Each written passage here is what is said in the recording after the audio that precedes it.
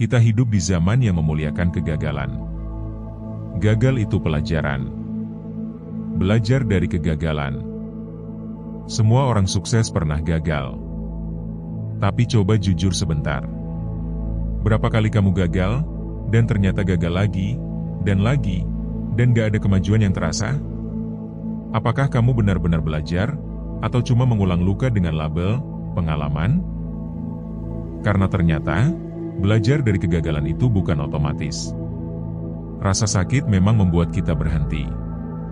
Tapi itu tidak selalu membuat kita mengerti. Banyak orang yang pikir, selama mereka gagal dan bangkit, berarti mereka hebat. Padahal, bangkit itu bukan jaminan kamu berubah. Kadang, kamu bangkit hanya untuk jalan ke arah kegagalan yang sama. Dengan pola yang sama. Dengan keputusan yang sama. Dengan kepercayaan diri yang sama butanya.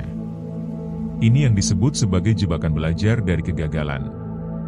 Kita kira kita belajar, padahal kita cuma mengulang. Kita bilang ke diri sendiri, oke, saya tahu di mana salahnya. Tapi seringkali, yang kita pelajari hanya permukaannya. Kita nggak menelusuri lebih dalam, kenapa kita ambil keputusan itu? Apa yang sebenarnya kita hindari? Apa pola pikir yang diam-diam kita pertahankan? Gagal bisa jadi guru. Tapi hanya kalau kita siap untuk jujur. Masalahnya, jujur itu menyakitkan. Karena kadang kita harus mengakui bahwa kita bukan cuma salah langkah, tapi juga keras kepala. Bahwa kita tidak secerdas yang kita kira. Bahwa kita lebih ingin terlihat kuat, daripada benar-benar paham. Dan lebih parahnya lagi, kadang kita pakai belajar dari kegagalan sebagai tameng. Kita menutupi kebodohan dengan filosofi.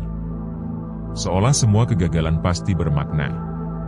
Padahal, gak semua kegagalan punya pelajaran otomatis. Beberapa gagal cuma karena kita tidak siap. Tidak cukup tahu.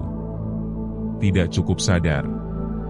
Dan sayangnya, kita nggak mau mengakui itu. Jadi gimana caranya biar benar-benar belajar dari kegagalan? Pertama, jangan buru-buru lompat ke motivasi. Rasakan dulu gagalnya. Jangan tutupi dengan kata-kata positif. Biarkan rasa itu menampar logika kamu. Biar kamu sadar sepenuhnya. Kedua, tulis ulang cerita kamu. Jangan cuma bilang, aku gagal karena A. Tanyakan juga, kenapa aku milih A?